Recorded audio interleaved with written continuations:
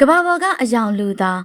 ကျမတို့ကားတွေမတော်တဆတစ်ခုခုနဲ့ကြုံပြီးတော့ကားစိတ်ပေါ်နာတွေကြုံတွေ့ရပြီဆိုရင်ကားပေါ်ဒီယုံကိုပို့ပြီးငွေကြေးအကုန်ကြာများစွာနဲ့ပြုတ်ပြင်ရပါတယ်။ပြုတ်ပြင်တဲ့အခါမှာလည်းမိမိလိုချင်တဲ့အချိန်ကိုမရပါဘူး။ပုံသွားတဲ့ကားအဆေးရောင်အတိုင်းတထက်တည်းတူဖို့အတွက်ဆိုတာကလည်းမလွယ်တဲ့ကိစ္စတစ်ခုဖြစ်ပါတယ်။ဒီလိုကြုံတွေ့ရရင်ကားပိုင်ရှင်အနေနဲ့များစွာစိတ်တော့ကားရောက်ရပါတယ်။အခုတခါမှာတော့ကားပိုင်ရှင်တွေအနေနဲ့ဒီလိုမတော်တဆမှုကြုံပြီးတော့ကားဆေးပေါ်တဲ့အခါမှာကားပေါ်ဒီယုံကြီးတွေစီသွားစရာမလိုဘဲနဲ့ငွေကြေးများစွာအကုန်ခံစရာမလိုပဲပုံသွားတဲ့အယောင်ကာလာကုတ်ကိုရရှိနိုင်မှာဖြစ်ပါတယ်။ဟုတ်ပါတယ်အခုမြင်နေရတဲ့အဖိုးကြီးကတော့မိတ်ဆွေတို့လိုချင်တဲ့ခလာကုတ်ကိုအမြန်ဆုံးရှာပေးနိုင်ပါတယ်ဒီလိုလုံးနိုင်ဖို့အတွက်သူ့မှာကားပေါ်ရီယုံကြီးမပိုင်ဆိုင်ထားပါဘူးဝန်ထမ်းများစွာလည်းမရှိပါဘူးသူကလမ်းဘေးမှာပဲခုံလေးတစ်လုံးချပြီးတော့ဆေးဆက်တဲ့အကူပစ္စည်းလေးတွေထားပြီးတယောက်တည်းတကုန်းကုန်းနဲ့လုံနေခဲ့တာဖြစ်ပါတယ်